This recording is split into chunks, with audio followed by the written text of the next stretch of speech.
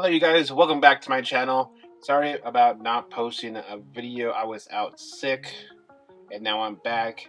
Feel much better, so I will be back on YouTube posting and giving you guys updates on the latest iOS 17. But let's dive right in to iOS 17.2 Beta 4, coming in about 588.7 megabytes depending on the device you're coming from. So besides iOS 17.2 Beta 4, Apple has also released iPadOS 17.2 Beta 4, watchOS 10.2 Beta 4, tvOS 17.2 Beta 4, HomePodOS 17.2 Beta 4, macOS Beta 4, macOS 13.6.3 RCS3, and macOS 12.7.2 RC4. So yeah, let's dive right into 17.2. Let's jump right into settings and take a look at the build number. Whoops. As you can see, the build number is 21C5054B. So this particular update does not have a modem update coming from Beta 4. Hopefully this update does help out with Wi-Fi connectivity, cellular,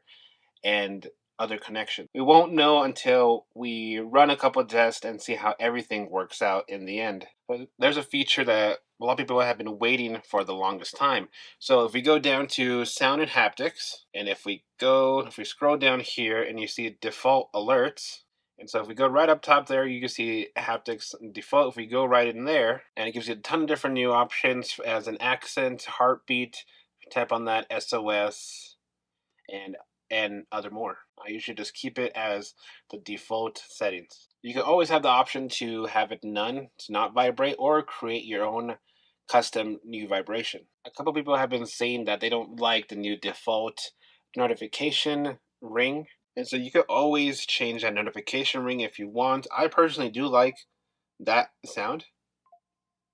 Let's see if we could. Yeah, I always like that. Or you can always hear the cheers, chorus, any other option, but I prefer that one. Actually, I like it very much. If you don't like any of these options, you can always scroll down where it says classics and go back to the classics that Apple used to have.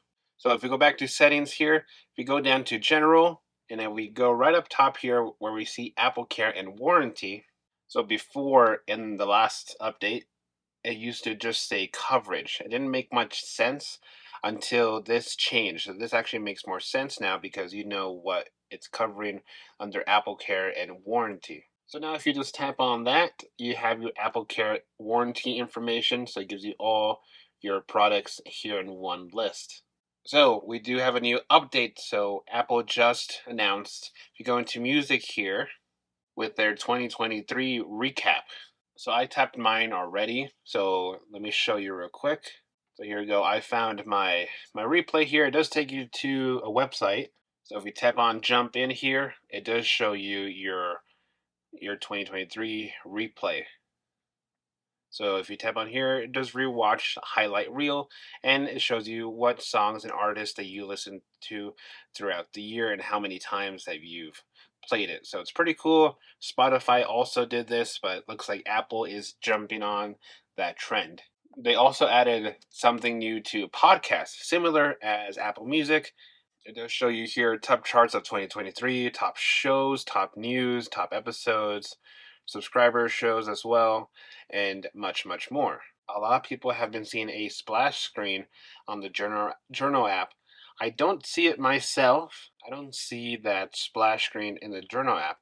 The keyboard app is popping up much quicker. So if we swipe down from the screen, keyboard is not lagging or anything, so it's working pretty fine. And I'm actually going to see something real quick. So if we swipe up here, there also is closely, I didn't notice it until I looked very closely on the screen. So if we swipe down on notifications, swipe back up, you can see that small little difference in the background. So you see how it dims there in the back? If we do it again, swipe up, and it dims again. I want to try that again. Get a little bit closer this time. Yeah, so it just did it there. It's hard to show you there, but it does dim down in the background. Also, that notification bug is still going on. It's been there for a very long time, but I don't have any notifications to show you, but I'll show you this little weird glitchy thing. Maybe it's because I don't have any notifications at the moment, but it's just doing that weird bounce thing. So if you guys are asking if I should update to iOS 17.2 Beta 4, if you're on Beta 3, I definitely do recommend updating to Beta 4 because there are some bug fixes and new features in Beta 4. Try out the Journal app if you haven't updated to any of the betas. You could definitely do that, or just wait till the final release, which is which typically does come out with no bugs, everything all fixed. The Journal app, there is no glitches in it. So I would say if you are hesitant to update to any betas due to having bugs in the system, I would say just give it time to update to the final release. Throughout the system, everything's been nice and smooth, nothing too glitchy, nothing. I haven't noticed any bugs or anything else with the system itself, so it's working pretty fine. So if you're wondering about the heat source and everything with the iPhone, there is no heat coming off. There's a little bit warmth because I'm holding the phone the whole entire video, but there hasn't been any heat or weird. Yeah, there hasn't been any heat coming off the phone itself. I do notice when you put it to charge, it does overheat, but not too hot as it did before when it first released. Like I said, there's you can't feel a thing. It's very cool to the touch. There's nothing coming off of it.